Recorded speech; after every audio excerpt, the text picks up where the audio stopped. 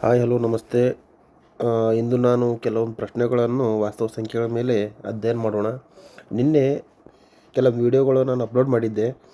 ಅವು ಬಹು ಆಯ್ಕೆ ಪ್ರಶ್ನೆಗಳಾಗಿದ್ದವು. ಹಾಗೂ ಮತ್ತು ನಮ್ಮ GPTಯಲ್ಲಿ 6 to 8 ಒಂದು ಟೀಚರ್ ನೇಮಕಾತಿಯಲ್ಲಿ ಗಣಿತ ಶಿಕ್ಷಕರಿಗೆ ವಿವರಣಾತ್ಮಕ ಬರೆಯುವ ಒಂದು ಪ್ರಶ್ನೆ ಪತ್ರಿಕೆಯಲ್ಲಿ 2 ಮಾರ್ಕ್ಸ್ ಮತ್ತು 3 ಮಾರ್ಕ್ಸ್ ಅಂಕಗಳು ಹೊಂದಿರುತ್ತವೆ.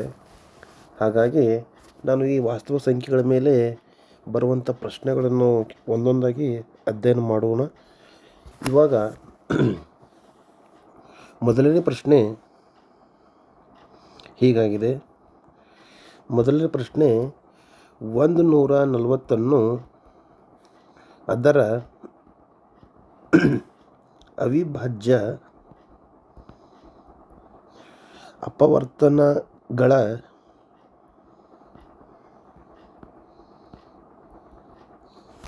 ಗುಣಲಬ್ಧವಾಗಿ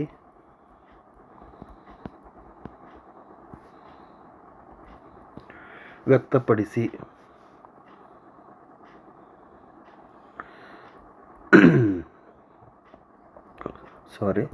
ವ್ಯಕ್ತಪಡಿಸಿ ಏನು ಹೇಳ್ತಿದ್ದಾರೆ ಇಲ್ಲಿ?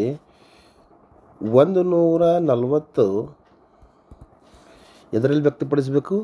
ಅಪವರ್ತನಗಳಲ್ಲಿ. ಅದು ಹೇಗೆ? ಅವಿಭಾಜ್ಯ ಅಪವರ್ತನ ಗುಣಲಬ್ಧವಾಗಿ ವ್ಯಕ್ತಪಡಿಸಬೇಕು.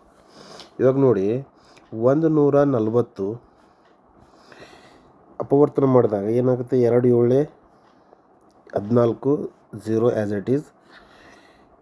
ಓಕೆ, 2 3 6 1 ಉಳಿತು.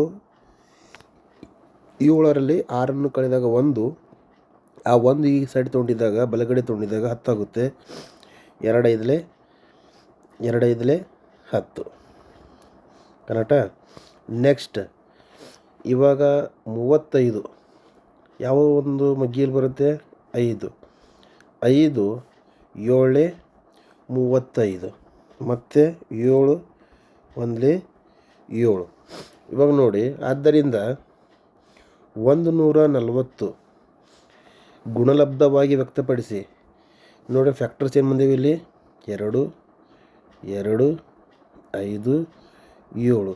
ಈ 2 2 5 7 ಇವು ಏನಾಗಿವೆ? ಅವಿಭಾಜ್ಯ ಸಂಖ್ಯೆಗಳಾಗಿವೆ. ಹಾಗಾಗಿ 140 ನಾವು ಈ ರೀತಿ ಕೂಡ ಬರೀಬಹುದು. 2 into 2 ಅಂದರೆ 2 ಟೈಮ್ 5 into 7. ಇದು ನಿಮ್ಮ ಉತ್ತರ. ನೆಕ್ಸ್ಟ್ ಎರಡನೇ ಪ್ರಶ್ನೆ ನೋಡೋಣ. 24 ಮತ್ತು 12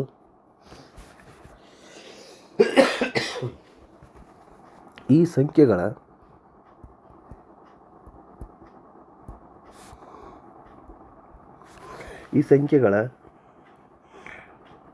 ಮ ಅಂದರೆ LCM 12 ಆದರೆ ಅವುಗಳ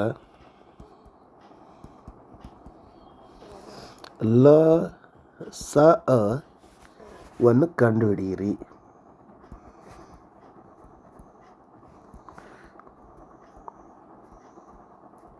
ನೋಡಿ ಏನು ಹೇಳ್ತಾ ಇದ್ದಾರೆ ಇಲ್ಲಿ? ಏನು ಹೇಳ್ತಾ ಇದ್ದಾರೆ ಇಲ್ಲಿ? 24 ಮತ್ತು 12 ಈ ಸಂಖ್ಯೆಗಳ ಮಸ ಕೊಟ್ಟಿದ್ದಾರೆ. ಕೊಟ್ಟಿದ್ದಾರೆ. ನಮಗೆ ಎಷ್ಟು ಕೊಟ್ಟಿದ್ದಾರೆ? 12. ಹಾಗಾದರೆ ಎಷ್ಟು ಅಂತ ಕೇಳ್ತಿದ್ದಾರೆ. ಇವಾಗ ನೋಡಿ, ಈಗ ನಾವು ವಿವರಣಾತ್ಮಕ ಇರುವ ಕಾರಣ ಬರಿಬೇಕು. ಕೊಟ್ಟಂಥ ಒಂದು ಇನ್ಫಾರ್ಮೇಷನ್ ಗಿವನ್ ಡಾಟಾ ಬರಿಬೇಕು. 24 ಮತ್ತು 12 ಎಷ್ಟು ಕೊಟ್ಟಿದ್ದಾರೆ? 12. ನಮಗೆ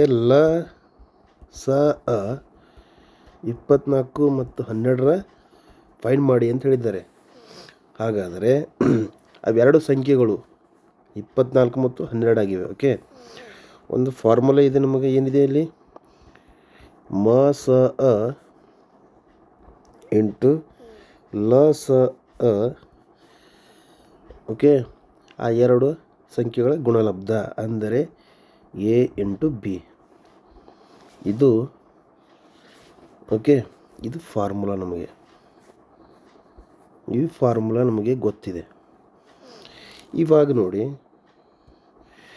ಇವಾಗ ಮ ಸ ಅಂದರೆ ಎಚ್ ಸಿ ಎಫ್ ಕೊಟ್ಟಿದ್ದಾರೆ ಇಲ್ಲಿ, ಕರೆಕ್ಟಾ? ಎಚ್ ಸಿ ಎಫ್ ಎಷ್ಟಿದೆ ಇಲ್ಲಿ? 12.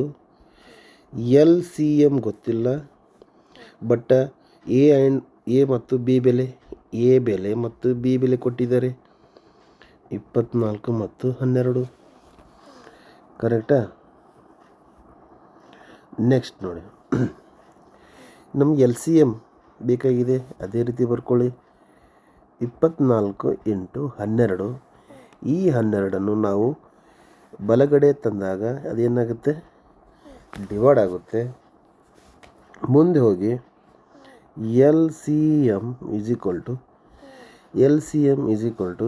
ಇವು 12, ಇದು 12, 12 ಕ್ಯಾನ್ಸಲ್. ಉಳಿತಿಷ್ಟಿಗಲ್ಲಿ 24 ನಿಮ್ಮ ಲ ಸ ಅ ಆಗಿರುತ್ತದೆ. 24 ನಿಮ್ಮ ಲ ಸ ಅ ಆಗಿರುತ್ತದೆ. ಆದ್ದರಿಂದ ಬರಿಬೇಕಿಲ್ಲ ನೀವು ಈ ರೀತಿ ಲಾಸ್ಟಿಗೆ ಕೊನೆಯದಾಗಿ. ಆದ್ದರಿಂದ ಲ ಸ ಅ ಯಾವ ಎರಡು ಸಂಖ್ಯೆ? 24 ಮತ್ತು 12ರ ಲ ಸ 24 ಆಗಿದೆ. ಓಕೆ, ಮುಂದಿನೊಂದು ಪ್ರಶ್ನೆ ನೋಡಿದಾಗ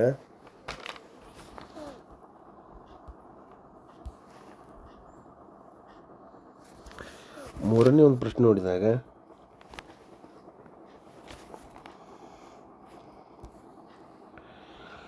ನೋಡಿ,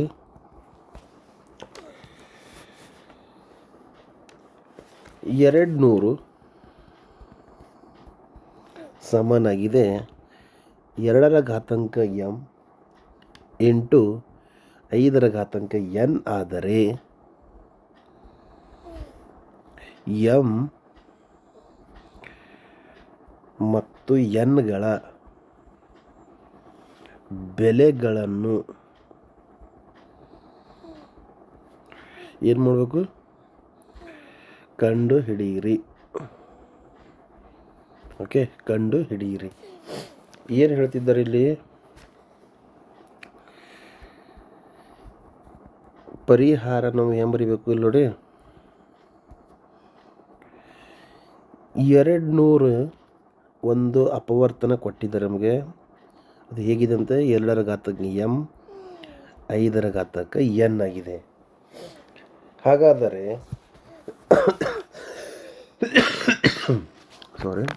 ಈ 200ರ ಒಂದು ಅಪವರ್ತನವನ್ನು ಕಂಡುಹಿಡಿಬೇಕು. 2 1 2, 0 as it is. 2 5 10, ಇದು 0 as it is. 2 2 4, 1 ಉಳಿತು, ಈ ಕಡೆ 10 ಆಯ್ತು. 2 5 10. ನೆಕ್ಸ್ಟ್ 5 5 5 1. ಇವಾಗ ನೋಡಿ, 200 ಅಪವರ್ತನಗಳೇನವು ಇಲ್ಲಿ? 2 ಇಂಟು 2 ಇಂಟು 2 ಇಲ್ಲಿ ನೋಡ್ರಿ, 2 ಇಂಟು 2 ಇಂಟು 2. ಓಕೆ, ಇಂಟು ಮತ್ತೆ ನೀವು ಇಲ್ಲಿ 5 into 5 into 5. 200 is equal to ಸಮನಾಗಿದೆ 2 2 2. ಎಷ್ಟು ಟೈಮ್ ಇವೆ?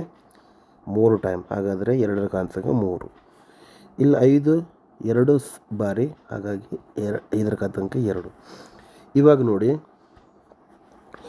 ಈ ಕೊಟ್ಟಂಥ ನಮಗೆ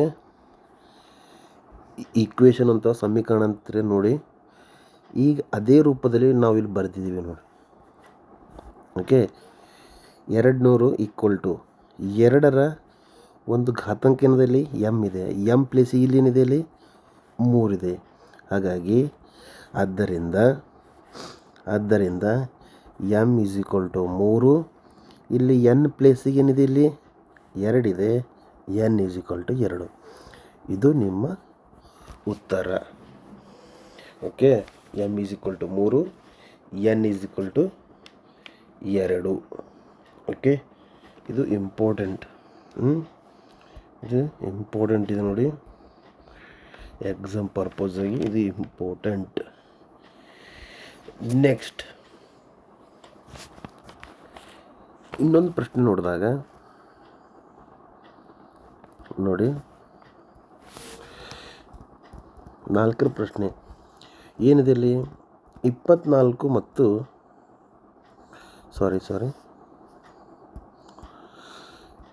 24 ಮೀಟರ್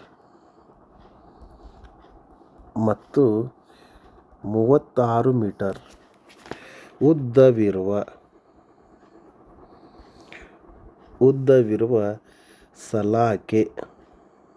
ಸಲಾಕೆಗಳನ್ನು ಪೂರ್ಣವಾಗಿ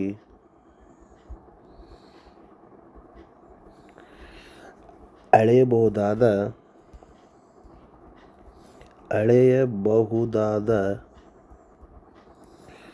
ಸಲಾಕೆಯ ಗರಿಷ್ಠ, ಇದು ಇಂಪಾರ್ಟೆಂಟ್ ನೋಡ್ರಿ ಈ ವರ್ಡ್, ಗರಿಷ್ಠ ಅಂದರೆ ಮ್ಯಾಕ್ಸಿಮಮ್ ಉದ್ದವನ್ನು, ಮ್ಯಾಕ್ಸಿಮಮ್ ಲೆಂತ್ ಅಂತಾರೆ. ಓಕೆ, ಇದು ಕಂಡುಹಿಡಿಯಿರಿ. ಈ ರೀತಿ ಏನಾದರೂ ಪ್ರಶ್ನೆ ಬಂದರೆ ಎಕ್ಸಾಮ್ನಲ್ಲಿ ನೀವು ಮಾಡಬೇಕಾದ ಒಂದೇ ಒಂದು ಕೆಲಸ, ಗರಿಷ್ಠ ಅಂದಾಗ ನೀವು ತಿಳ್ಕೊಳ್ಳಿ ಇದು HCF ಫೈಂಡ್ ಮಾಡಲೇಬೇಕು, ಅಂದರೆ ಮಾಸ ಫೈಂಡ್ ಮಾಡಬೇಕು ಅಂದಂಗೆ ಅರ್ಥ. ಇವಾಗ ನೋಡಿರಿ ಪರಿಹಾರ. ಓಕೆ, ಪರಿಹಾರ ನಾವು ಮೊದಲನೇದಾಗಿ ಮಾಡಬೇಕಿಲ್ಲಿ 24ರ ಒಂದು ಅಪವರ್ತನಗಳು ಕಂಡುಹಿಡಿಯೋಣ. 2 1ಲೆ, 2 2ಲೆ, 2 6ಲೆ, 2 3ಲೆ, 3 1ಲೆ. ಕರೆಕ್ಟಾ? ಇರಲಿದ್ದವು. ಇದು 24. ಇನ್ನೊಂದು ಯಾವುದು ಉಳಿತು? ಈಗ ಯಾವುದಲ್ಲಿ 36 ಅಪವರ್ತನಗಳು. 2 1ಲೆ, 3ರಲ್ಲಿ 2 ಹೋದರೆ 1, ಈ ಕಡೆ ಬಂದಾಗ 16, ಅಂದರೆ 2ರ ಮಗ್ಗಿಯಲ್ಲಿ 2 8ಲೆ 16, 2 9ಲೆ, 3 3ಲೆ, 3 1ಲೆ. ಕರೆಕ್ಟಾ? ಇವಾಗ ನೋಡಿ, ಇಲ್ಲಿ ಬರಿತೀನಿ ನೋಡ್ರಿ. ಇವಾಗ 24ರ ಒಂದು ಅಪವರ್ತನಗಳು ಏನು? 2 × 2 × 2 × 3.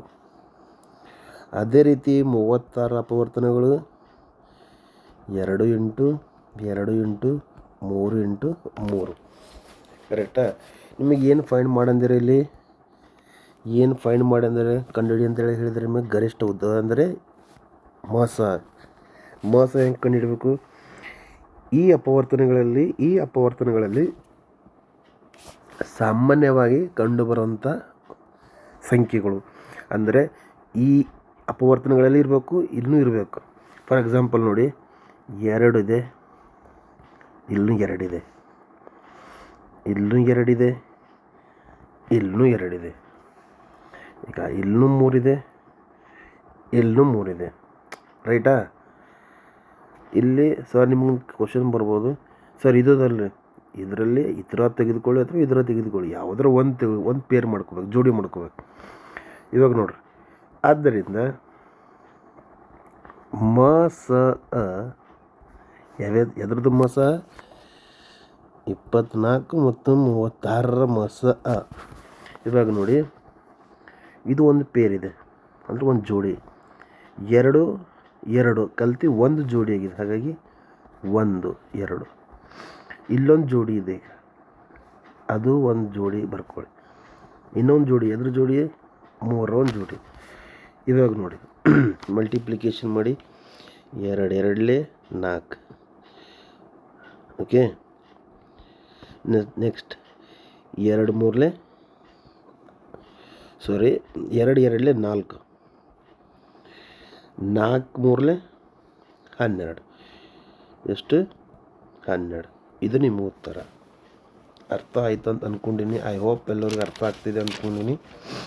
ನೋಡಿ,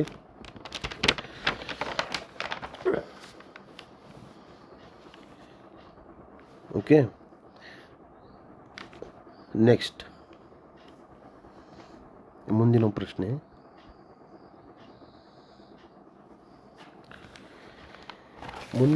ಹೀಗಿದೆ.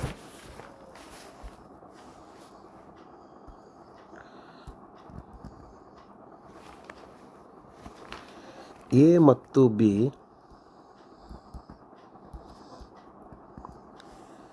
ಎಂಬ ಎರಡು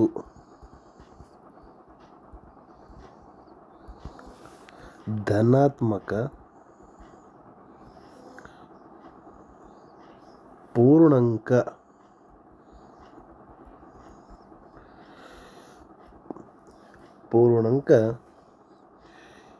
ಎ ಸಮನಾಗಿದೆ ಪಿ ಕ್ಯೂ ಸ್ಕ್ವಯರ್ ಮತ್ತು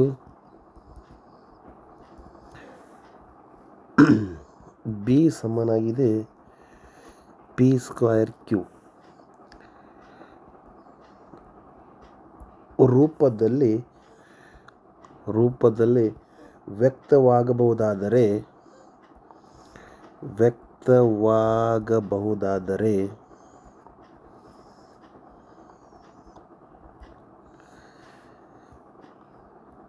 ಪಿ ಕ್ಯೂ ಅವಿಭಾಜ್ಯ ಸಂಖ್ಯೆಗಳಾದರೆ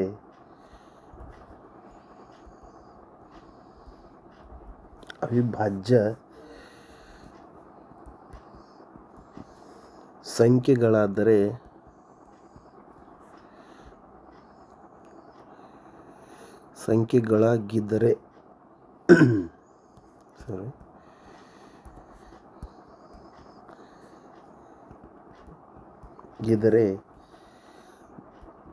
ಲಸಅ ಎ ಕಾಮ ಬಿ ಕಂಡುಹಿಡಿಯಿರಿ.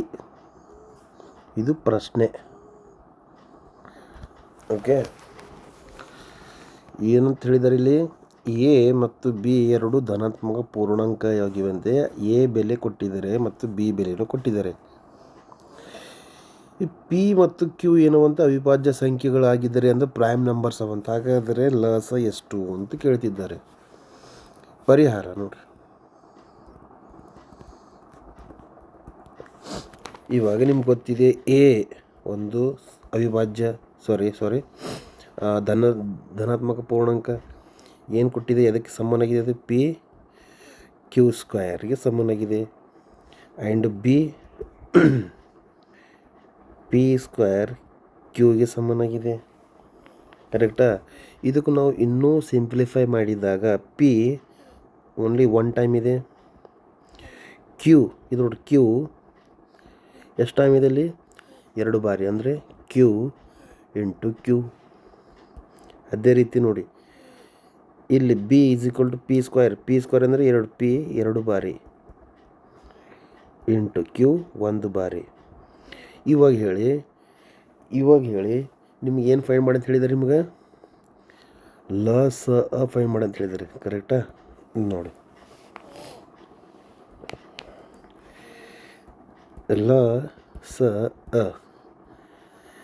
ಲಸಅ ಎ ಕಾಮ ಬಿ ಈಸ್ ಈಕ್ವಲ್ ಟು, ನೋಡಿ ಫಸ್ಟ್ ಆಫ್ ಆಲ್ ಪೇರ್ ನೋಡಿ, ಇದು ಒಂದು ಪೇರ್ ಇದೆ, ರೈಟ್ 1 ಟೈಮ್. ಈಗ ಇಲ್ಲೊಂದು ಪೇರ್ ಇದೆ, ರೈಟ್ 1 ಟೈಮ್. LCM ಬರೆಯುತ್ತೀವಿ. ಓಕೆ, LCM ಇವು ಉಳಿದು ಯಾವುದೀಗ? ಕ್ಯೂ ಉಳಿತು ಮತ್ತು ಪಿ ಉಳಿತು, ಬರಿಬೇಕು. ಆದ್ದರಿಂದ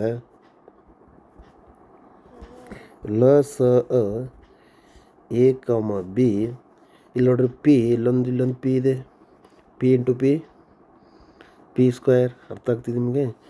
ಇಲ್ಲೊಂದು ಪಿ ಇದೆ, ಓಕೆ. ಪಿ ಇಂಟು ಪಿ ಏನಾಗ್ತದೆ? ಪಿ ಸ್ಕ್ವಯರ್ ಆಗುತ್ತೆ.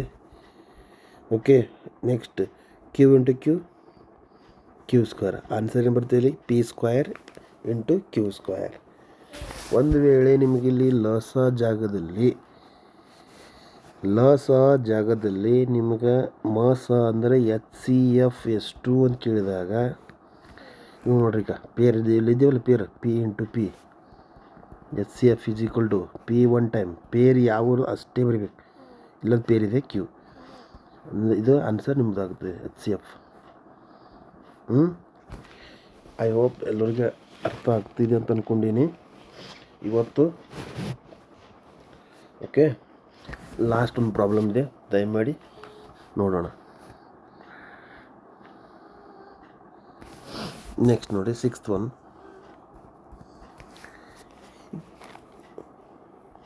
ಈಗ ಏನು ಕ್ವಶನ್ ಡೈರೆಕ್ಟ್ ಬರೀತೀನಿ ನೋಡ್ರಿ. ಕೊಟ್ಟಿರುವ ಅಪವರ್ತನಗಳ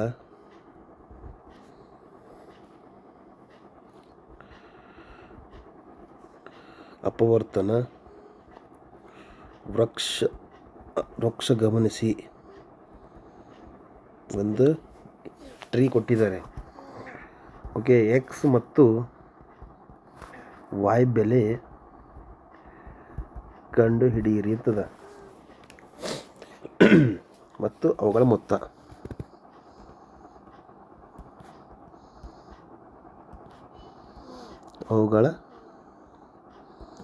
ಮೊತ್ತವೆಷ್ಟು ಒಂದು ಕ್ವಶನ್ ಇದೆ ನಮಗೆ. ಓಕೆ, ಪರಿಹಾರ. ಒಂದು ಟ್ರೀ ಕೊಟ್ಟಿದ್ದಾರೆ ಅವರು.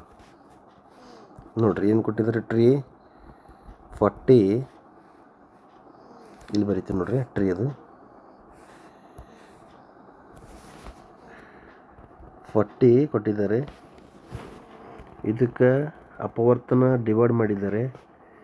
ಇಲ್ಲಿ 20 ಕೊಟ್ಟಿದ್ದಾರೆ, ಮತ್ತು 20ಗೆ ಡಿವೈಡ್ ಮಾಡಿದ್ದಾರೆ. ಇಲ್ಲಿ ಎಕ್ಸ್ ಕೊಟ್ಟಿದ್ದಾರೆ, ಇಲ್ಲಿ 10 ಕೊಟ್ಟಿದ್ದಾರೆ, ಮತ್ತು ಸ್ಪ್ಲಿಟ್ ಮಾಡಿದ್ದಾರೆ. ಇಲ್ಲಿ 2 ಕೊಟ್ಟಿದ್ದಾರೆ, ಇಲ್ಲಿ Y ಕೊಟ್ಟಿದ್ದಾರೆ. ನಮಗೆ ಎಕ್ಸ್ ಮತ್ತು Y ಬೆಲೆ ಕಂಡುಹಿಡಬೇಕು. ಕಂಡುಹಿಡಿದು ಅವುಗಳ ಮೊತ್ತನೂ ಕೂಡ ಹೇಳಿಕೊಡ್ಬೇಕಂತ ಹೇಳಿದ್ದಾರೆ. ಇವಾಗ ನೋಡಿ, 40 ಬರಬೇಕಾದ್ರೆ 2 ಗುಣಕಾರ ಮಾಡಿದ್ದಾರೆ. ಓಕೆ, 40 ಬರಬೇಕಾದ್ರೆ 22 40. ಅದೇ ಥರ ಈ 20 ನಾವು ಯಾವ ರೀತಿಯಾಗಿ ಬಿಡಿಸ್ಬೇಕು, ಇಲ್ಲೊಂದು ಹಿಂಟ್ ಕೊಟ್ಟಿದ್ದಾರೆ ನಮಗೆ. 10 ಕೊಟ್ಟಿದ್ದಾರೆ. 10ರ ಮಗ್ಗಿಯಲ್ಲಿ 10ರ ಒಂದು ಮಗ್ಗಿಯಲ್ಲಿ 10 ಎಷ್ಟಲೇ 20, 12 20 ಅಂದರೆ 2. ಅಂದರೆ ಎಕ್ಸ್ ಬೆಲೆ ಎಷ್ಟು ಬಂತು, ಇಲ್ಲಿ ಎಕ್ಸ್ ಬೆಲೆ ಎಷ್ಟು ಬಂತು 2. ಮತ್ತು ಈ 10 ನಾವು ಡಿವೈಡ್ ಮಾಡಿದರೆ ಇಲ್ಲೊಂದು ಹಿಂಟ್ ಕೊಟ್ಟಿದ್ದಾರೆ 2. 2ರ ಮಗ್ಗಿಯಲ್ಲಿ ಎಷ್ಟನ್ನು ನಾವು ಮಲ್ಟಿಪ್ಲೈ ಮಾಡಿದಾಗ 10 ಬರುತ್ತೆ ಅಂದರೆ ಇಲ್ಲಿ 5. 2 5 10. ಹಾಗಾಗಿ Y ಬೆಲೆ ಎಷ್ಟು ಬರುತ್ತೆ, ಇಲ್ಲಿ 5. ಇಲ್ಲೊಂದು ಬರಿಬೇಕಿಲ್ಲ.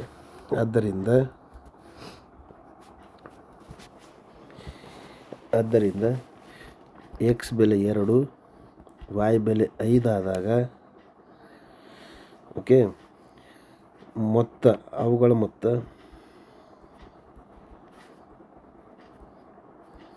ಮೊತ್ತ ಅಂದರೆ ಎಕ್ಸ್ ಪ್ಲಸ್ Y ಅಂದರೆ 2 + 5 =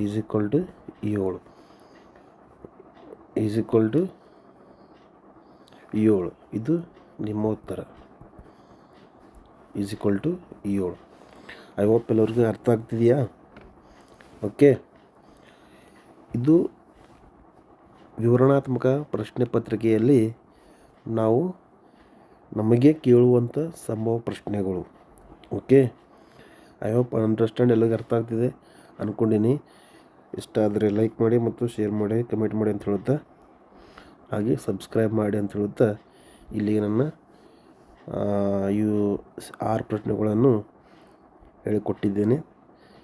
ಓಕೆ, ಥ್ಯಾಂಕ್ ಯು.